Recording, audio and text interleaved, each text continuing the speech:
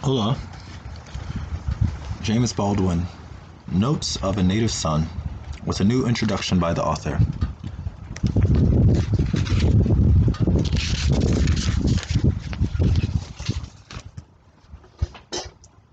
The author is grateful to the following publications for permission to reprint material that first appeared in their pages: Commentary for Carmen Jones, which appeared in the January 1955 issue, Life Straight in the Day I, Harlem Ghetto, February 1948, and Equal in Paris, March 1955, Harper's Magazine for Notes of a Native Son, November 1955, and Stranger in the Village, October 1953.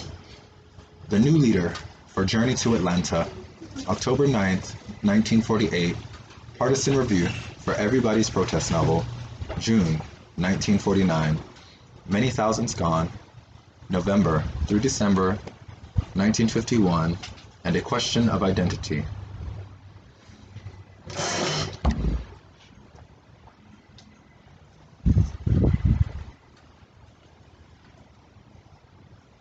The Question of Identity, July, August 1954, and The Reporter for Encounter on the Seine, which appeared in the issue of June 6, 1950 as The Negro in Paris. Introduction to the new edition. It was so Sting, high school buddy, editor, novelist, playwright, first suggested this book. My reaction was not enthusiastic, as I remember I told him that I was too young to publish my memoirs. I had never thought these essays as a possible book. Once they were behind me, I don't, in fact, think I thought of them at all. Sole suggestion had the startling and unkind effect of causing me to realize that time had passed. It was as though he dashed cold water in my face.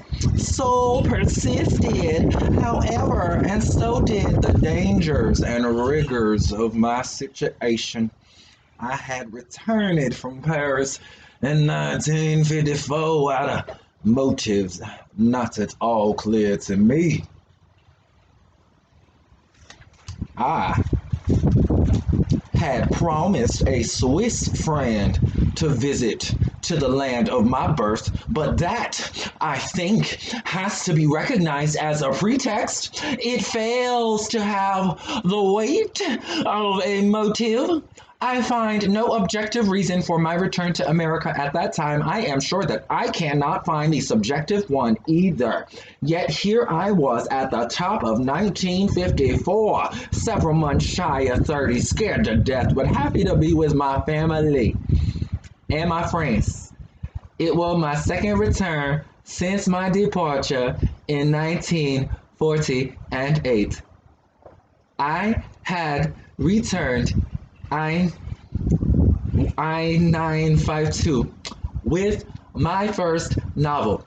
Stayed long enough to show it to my family and to sell it. And then I hauled on out of there in 1954. I came back with the Amen corner, and I was working on Giovanni's room, which I had broken off. What was to become another country. Actually, in 54, 55, in spite of frightening moments and not only in retrospect with a great year, I had after all survived something, the proof that I was working.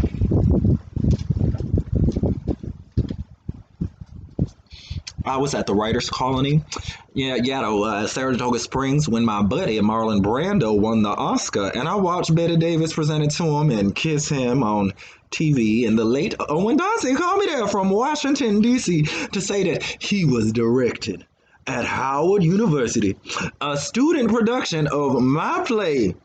I went to Washington where I met the great E. Franklin Frazier and the great Sterling Brown. Howard was from the first college campus I had ever seen, and without these men, I do not know what have become of my morale. The play, thank God, was a tremendous 7 or 10 day wonder. Play in the standing room only at the last night in spite of a reluctant yet black faculty. This play will set back the speech department by 30 years, a bewildered variety. What do you think Negroes in the North will think of this play? And the fact that it was not to be seen again for nearly 10 years, oof, and I had fallen in love. I was so happy. The world had never been such a beautiful place. There was only one small hitch. We didn't have a dime, not pot, no window. Solstein returned to the attack. We agreed on 9 essays. He wanted a 10th. I wrote a title essay between Owen's house and the Dunbar Hotel, returned to New York where I finished Giovanni's Room. Publisher's Row, that hotbed of perception. Looked on a book with a horror and loathing, refused to touch it, saying I was a young Negro writer who, if he published his book, would alienate his audience and ruin his career. They would not, in short, publish it. As a favor to me, I conveyed my gratitude, perhaps a shade too sharply, borrowed money from a friend, and myself and my lover took the boat to France. I had never thought of myself as an essayist. The idea had never occurred to enter my mind, even, or perhaps especially now. I find it hard to recreate the journey. It has something to do, certainly, that I was trying to discover and also trying to avoid. If I was bringing to discover myself on the whole when examined, a somewhat dubious notion, since I was trying to avoid myself, there was certainly between that self and me the accumulated rock of ages, rock of ages, or ages. This this rock scarred the hand, and all the tools broke against it. Yet there was a me somewhere I could feel it stirring within, and against my captivity and the hope of my salvation identity depended on whether or not one would be able to decipher and describe the rock. One song cries, lead me to the rock that is higher than I. Another cries, hide me in the rock. And another proclaims, I got a home in the rock. Or I ran to the rock to hide my face. The rock cried out, no hiding. Place that the accumulated rock of ages deciphered itself as a part of my inheritance, a part, mind you, not the totality, but in order to claim my birthright, of which my inheritance was but a shadow, it was necessary to challenge and claim the rock. Otherwise, the rock claimed me.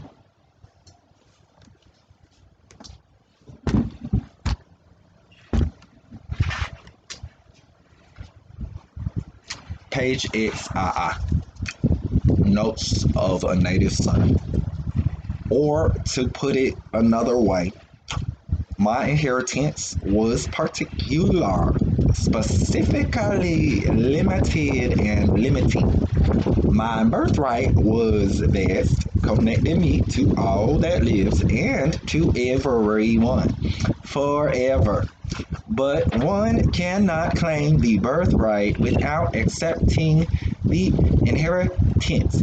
Therefore, when I began seriously to write, when I knew I was committed that this would be my life, I had to try to describe that particular condition, which is the living proof of my inheritance. And at the same time, with that very same description, I had to claim my birthright. At that time, circumstance, his story have made of me, certainly, but I am also that more than that. So are we all. The conundrum of color is the inheritance of every American. But he, she, whoo, legally, whoo, black or white. It is a physical inheritance. for which untold multitudes long ago sold their birthright. Multitudes are doing so until today. This horror was so well did past and present. Mm-hmm. Um, Multitudes long ago sold their birthright. Multitudes are doing so until today. This horror, as well as past and present, virtually impossible, certainly meaningless. Speak everything is occurring as the word and time can be. And it's been suicidal to speak of this as a multitude, which is assuming knowing that time exists, believes that time can be outwitted, sometimes saying it like this. Anyway, it has something to do with my beginnings, and I was trying to locate myself within a space. See?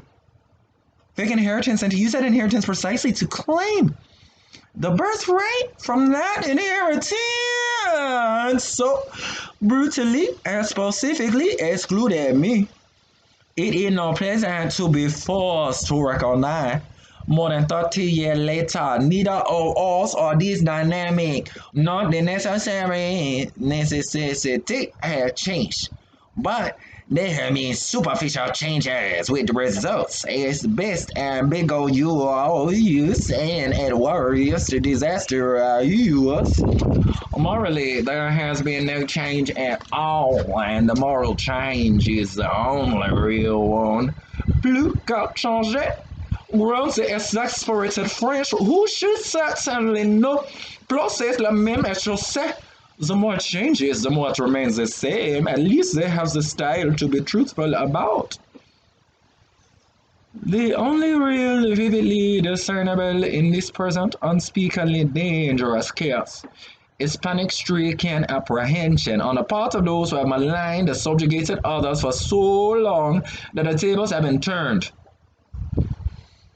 Not once are the civilized been able to honor, recognize, or describe the savage. He is, specifically, practically speaking, the source of their wealth, his continued subjugation, the key to their power and their glory. This is absolutely and unanswerably true in South Africa, to name but one section of Africa, and to show how things are for black men and women. Here, the black has become economically old but expendable and is therefore encouraged to join the army. Or a notion espoused, I believe, by Daniel Moore-Heelan and Nathan Glazer, to become a postman, to make himself useful. For Christ's sake, white men take on the heavy burden of ruling the world. Well, plus qu'à changer, to say nothing, speaking as black citizen regarding his countrymen, France like this. There is an unadmitted icy panic coiled beneath the scaffolding of the present day's hopes, endeavors. I have said to that the civilized have never been able to honor, recognize, describe the savage. Once they had realized that he was a savage, but there was the savages described as the Europeans were not yet, and then they landed in the new world white as the people from heaven. Neither did the savages in Africa have any way of foreseeing the anguished diaspora to which they were about to be condemned. Even the chiefs who sold Africans into slavery could not have had any idea that the slavery was meant to endure forever, or at least 1,000 years. Nothing in the savage experience could have prepared them for such an idea any more than they could receive or conceive of a land as something to be bought and sold. As I cannot believe that people are actually buying and selling airspace above the towers of Manhattan. Nevertheless, all of this happened, and it's happening while of this incredible brutality we get the myth of Happy Darky and Gone with the Wind. And Americans appear to believe these legends, which they have created, that which absolutely nothing in reality yet corroborates until today.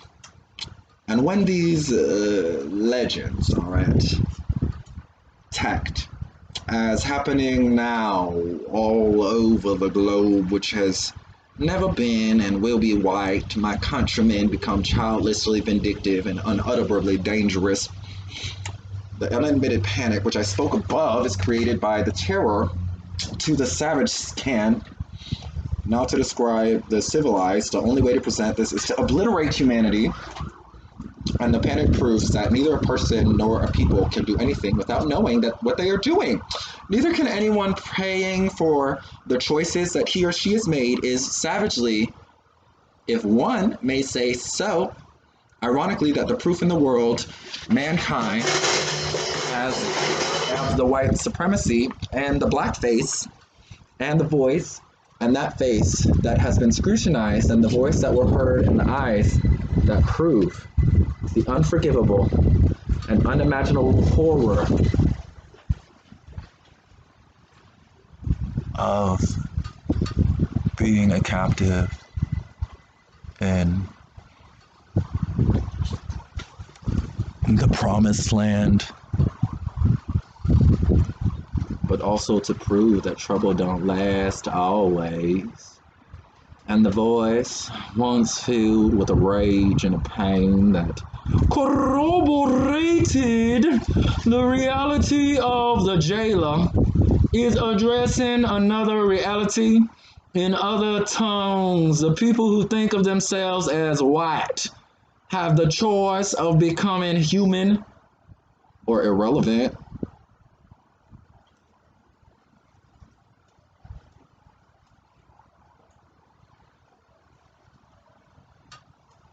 Or as they are, indeed, already, in all, but actual, fact, obsolete. For if people who think of themselves as white have the choice of becoming human or irrelevant, if trouble don't last always, as the preacher tells us, neither does power. And that is on the fact or the hope or the myth of power, that identity which itself of white has always seemed to depend. They just turned on 31 when this book was firstly published, and by the time you read this, it will be 60. And I think that it is quite remarkable, not to mention it now as the occasion for the celebrations or the lamentations. I don't feel as if I have any reason to complain empathetically. On the contrary,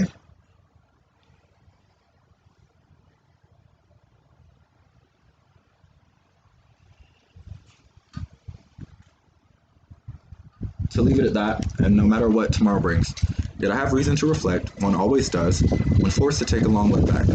I remember many people who helped me in indescribable ways all those years ago, when I was a pop-eyed, tongue-tied kid, and my memories sitting in a corner on the floor. I was having a rough time in the village where the bulk of the populace, egged on by the cops, thought it was fun to grab and bounce a bunch of chairs off of my head, and I soon stopped talking about my constitutional rights. I suppose, a survivor. A survivor of what? In those years, I was told, when I became terrified, vehement, or lachrymose. It takes time, Jimmy, it takes time!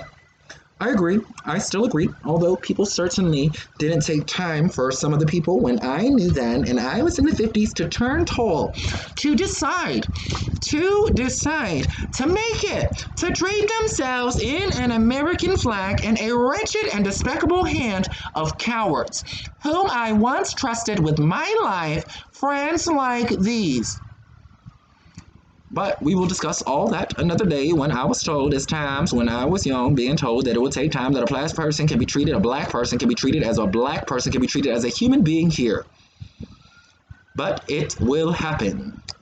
You'll help to make it happen. We promise you 60 years of one man's life is a long time to deliver on a promise, especially considering all of the lives that have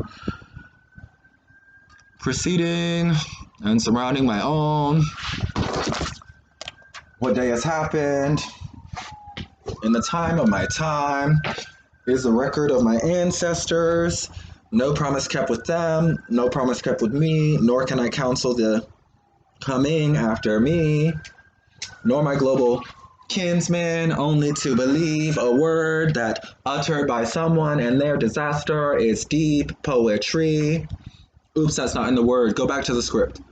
Kinsmen to believe a word uttered by moral bankrupt. Oh, ooh, dishonest countrymen. And says Doris Lessing in her preface to African Stories, ooh, while leaving cruelties of the white man toward the black man are among the heaviest counts of all the indictment against humanity. Color prejudice is not our origin of fault, but only one aspect of atrophy in the imagination that prevents us from seeing ourselves in every creature that breathes under the sun. Amen and avant. 18 April 1984, Amherst, Massachusetts, right before I was a squiggly sperm. And somebody, if I may not be an author, but just give a little bit of, notes of a not so native son to a place that someone may say black, non-Hispanic, or Native American, or Pacific Islander Hispanic as native, not American, but perhaps Native African, or Native colonized tongue, or maybe autobiographical notes. I was born in Harlem 31 years ago. I began plotting my novels about the same time I learned to read. The story of my childhood is a usual bleak fantasy, and we can dismiss it with the restrained observation that I certainly would not consider living it again. In those days, my mother was given to the exasperating and mysterious habit of having babies. As they were born, I took them over with one hand and held a book on the other. The children probably suffered, although they have since been kind enough to deny it. And this way, I read Uncle Tom's Cabin and The Tale of Two Cities. And I just over and over again this way saying, in fact, that I read just about everything I could get my hands on, except the Bible. Probably because it was the only book I was encouraged to read. I must also confess that I wrote a great deal in my first professional triumph. In any case, that a first effort of mine to be seen in print occurred at the age of 12 or thereabouts, when a short story I had written about the Spanish Revolution won some sort of prize in an extremely short-lived church newspaper. I remember the story was censored by the lady editor, although I don't remember why I was outraged. Also wrote plays and songs for which I received a letter of congratulations from Mayor LaGuardia, and poetry which was the less said, the better. My mother was delighted by all the goings on, but my father wasn't. He wanted me to be a preacher. When I was 14, I became a preacher. When I was 17, I stopped. Very shortly after, therefore, I left home. For God knows how long I struggled with the world of commerce and the industry. Commerce. The world of commerce and the industry. I guess they would say that they struggle with me. And when I was about 21, I had enough done of all the novel. When I was at Saxton Fellowship, when I was 22, the fellowship was over. The novel turned out to be unusable, unsellable, and I started writing on the tables in a village restaurant, writing books, mostly, as it turned out, about the Negro problem, concerning that the color of my skin made me automatically an expert. Did another book in a company with photographer Theodore Petrovsky,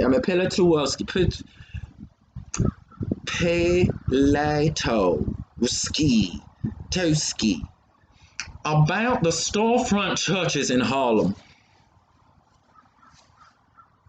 The book met exactly the same fate as my fellowship, but no sale. It was the Reservoir Fellowship. By the time I was 24, I had decided to stop reviewing the book about the Negro problem.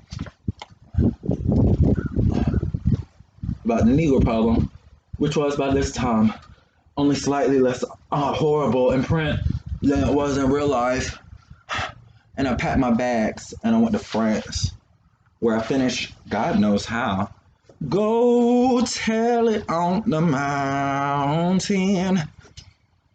Any writer, I suppose, feels that the world which he was born is nothing less than a conspiracy against the cultivation of his talent.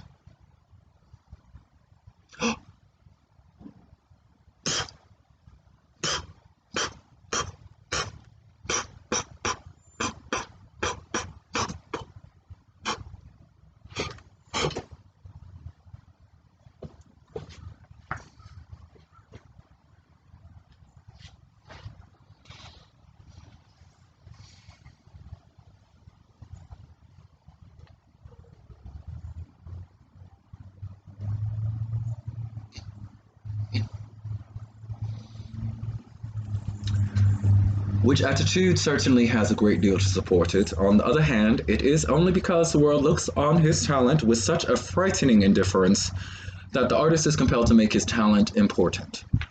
So that any writer looking back over even a short span of time, as I am here forced to stress and assess that the things which hurt him are the things which helped him be divorced from the other side. He could be helped in a certain way, only he was hurt in a certain way. And his help, simply to be enabled to move from one conundrum to the next. One is tempted to say that he moved from one disaster to the next. When one begins looking for influences, finds them by the score. I haven't thought many much about my own.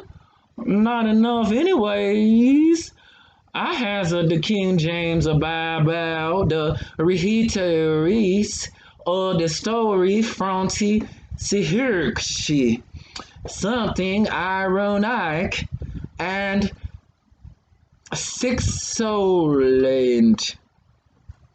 Oh, violent. Viola Davis is. And perpetually understood in Negro speech. And something of Dickens' love for bravura has something to do with me today, but I wouldn't stake my life on it. Likewise, innumerable people have helped me in many ways. But finally, I suppose the most difficult and most rewarding thing in my life has been the fact that I was born of a Negro and was forced, therefore, to effect some kind of truce with this reality. By the way, this is the one we can hope for. So one of the difficulties about being a Negro writer, and this is the special of pleading, since I don't mean to suggest that he has it worse than anybody else. And that is the Negro problem written about so wildly. The bookshelves groan under the weight of information, and everyone therefore considers himself informed. And this information, therefore, operates usually, generally, popularly to reinforce traditional attitudes.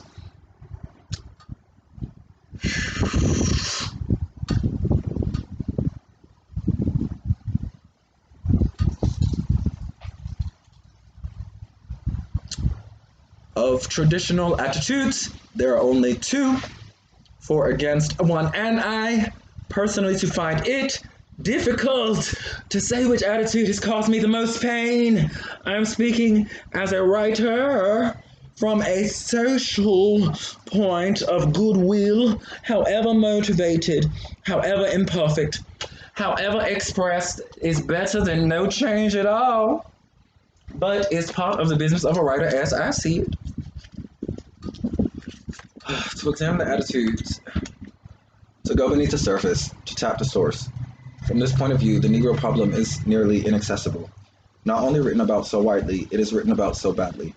It is impossible to say that the price a Negro pays for becoming articulate is to find himself at length with nothing to be articulate about.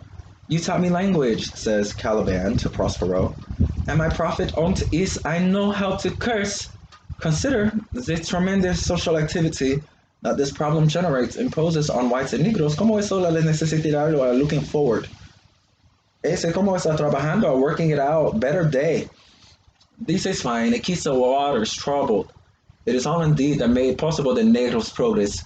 Nevertheless, social affairs, not generally speaking about the writer's prime concern, whether they ought to be so or not, it is absolutely necessary that he establish himself between and these affairs of a distance, which will allow, at least for clarity, so that before he can look forward in any meaningful sense, he must first be allowed to take a long look back. In the context of the Negro problem, neither whites or nor blacks, for excellent reasons of their own, have the faintest desire to look back, but I think that the past is all that makes the present coherent, and further, that the past will remain horrible for exactly as long as we refuse to access it honestly. I know in any case, the most crucial time in my own development came when I was forced to recognize that I was kind of a bastard of the West. When I followed the line of my past, I did not find myself in Europe, but in Africa. This meant that in some subtle way, in a really profound way, I brought to Shakespeare, Bach, Rembrandt, to the stories of Paris, the Cathedral of Chartres, and to the Empire State Building a special attitude. These were not really my creations. They did not contain in my history that I might search in vain forever for my reflection of myself.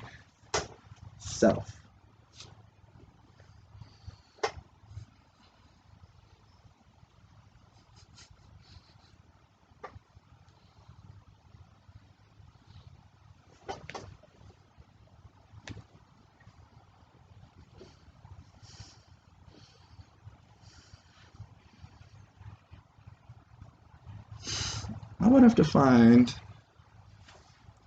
I would have to.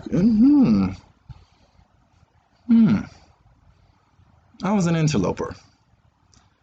This is not my heritage. At the same time, I had no other heritage I could possibly hope to use. I had certainly been unfitted for the jungle or the tribe. I would have to appropriate from the white centuries. I would have to make them mine.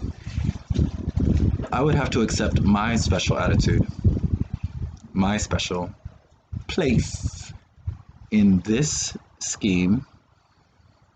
Otherwise, I would have no place, no scheme, and no place in anyone's known scheme.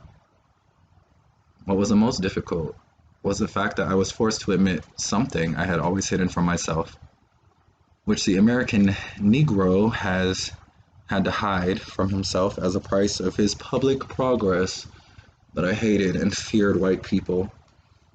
This did not mean that I loved black people. On the contrary, I despised them, possibly because they failed to produce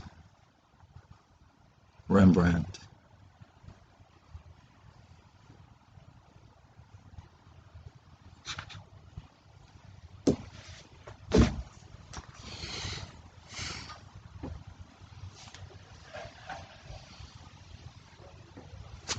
Possibly they failed to produce Rembrandt. Possibly because they failed to produce Rembrandt. In effect, I hated and feared the world. And this meant not only that I thus gave the world an altogether murderous power over me, but also that it was in such a self-destroying limbo that I could never hope to write. One writes out of one thing only, one's own experience. Everything depends on how relentlessly one forces from this experience to the last drop, sweet or bitter, it can possibly give. This is the only real concern of the artist, to recreate out of the disorder of life that order which is art. This is the only real concern of the artist, to recreate out of the disorder of life that which is art. Difficulty then for me of being a Negro writer in my own experience too closely by the tremendous demands of the very real dangers of my social situation. I don't think that the dilemma outlined above is uncommon. I do think since writers work in a disastrously explicit medium of language that it gives and goes a little way towards explaining why, but that the enormous resources of Negro speech and life, despite the example of Negro music, Negro music, Negro music, prose written by Negroes has been generally speaking so pluralist and so harsh. I have not written about being a Negro at such length because I expect that to be my only subject, but only because it was the gate I had to unlock before I could hope to write about anything else. I don't think that the Negro problem in America can be even discussed coherently without bearing in mind its context. Its context being the history, traditions, customs, and moral assumptions and preoccupations of the country. In short, the general social fabric. Appearances by the country known in America escapes its effects because everyone in America bears some responsibility for it. I believe this is a mere firmly because of the overwhelming tendency to speak of this problem as though it were a thing apart. But in the work of Faulkner and the general attitude and the specific passages in Robert Penn Warren, the most significantly in the advent of Ralph Ellison, one sees the beginnings at least in more of a genuinely penetrating search. Mr. Ellison, by the way, is the first Negro novelist I have ever read to utilize language, and brilliantly, some of the ambiguity and the irony of Negro life. About my interest.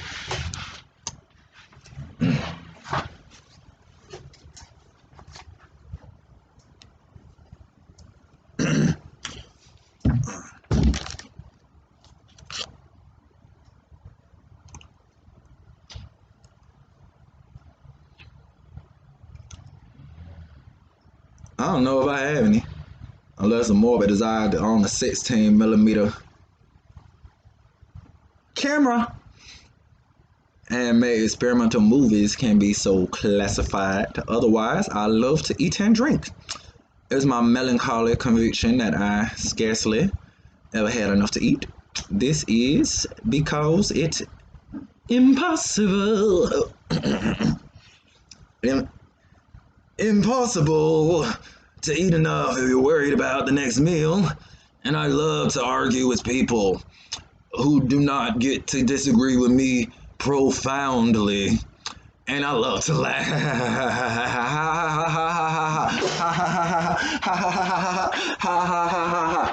I do not like Bohemia. Or Bohemians. I do not like people whose principal aim is pleasure. And I do not like people who are earnest about anything. I don't like people who like me because I'm a Negro. Neither do I like people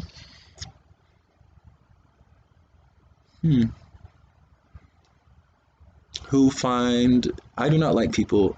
Okay.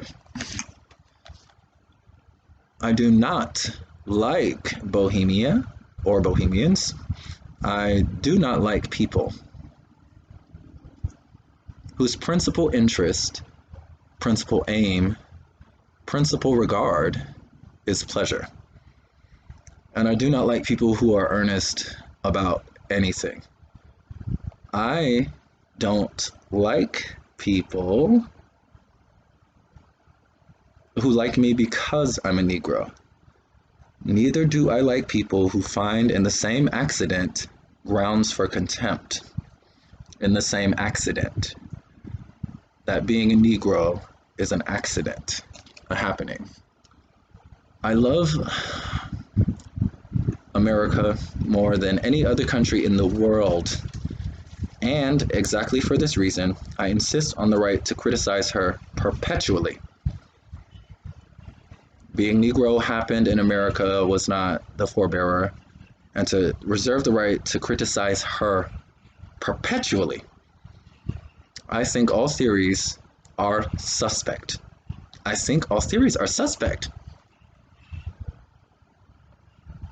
I think all theories are suspect.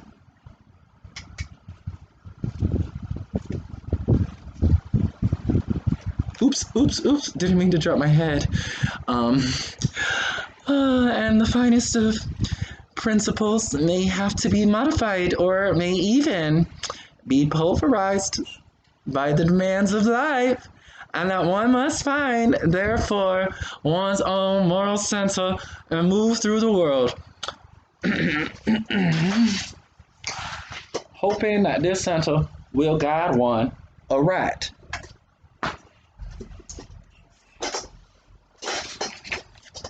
I consider that I have many responsibilities, but gone through greater than this. To last Hemingway says, and to get my work done, but to be an honest man and a good writer.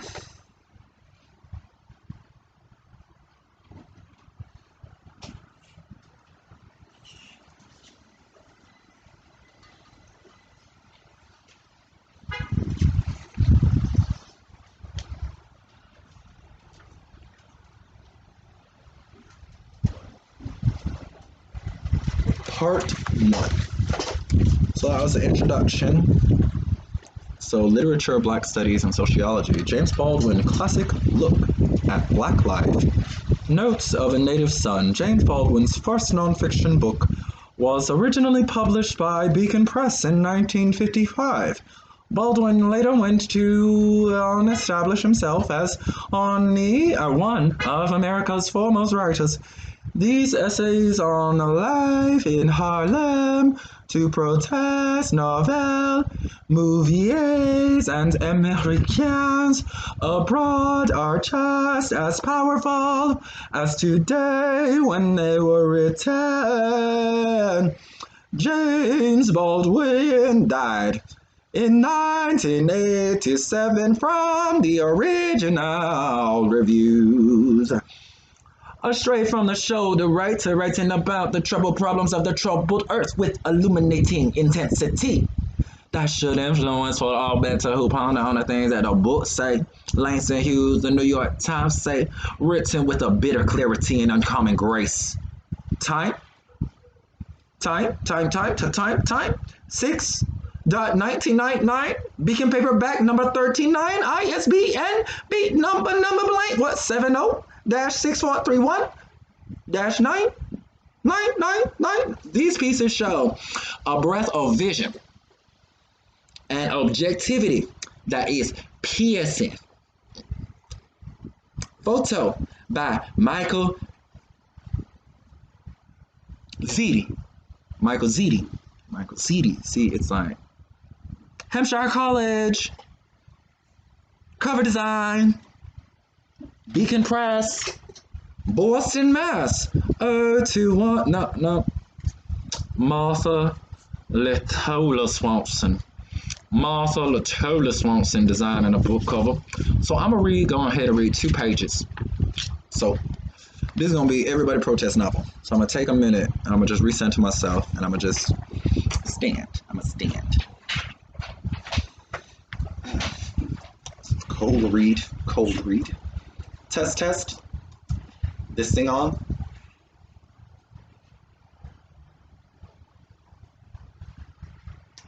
Oof. Everybody's Protest novel. In Uncle Tom's Cabin at the cornerstone of American social protest fiction, St. Clair, the kindly master, remarks to his coldly disapproving Yankee cousin, Miss Ophelia, that so far he is able to tell the blacks have been turned over to the devil for the benefit of the whites in this world. However, he adds thoughtfully, it may turn out in the next. Miss Ophelia's reaction is at least vehemently right-minded. This is perfectly horrible, she exclaims. You ought to be ashamed of yourselves. Miss Ophelia, as we may suppose, was speaking for the author.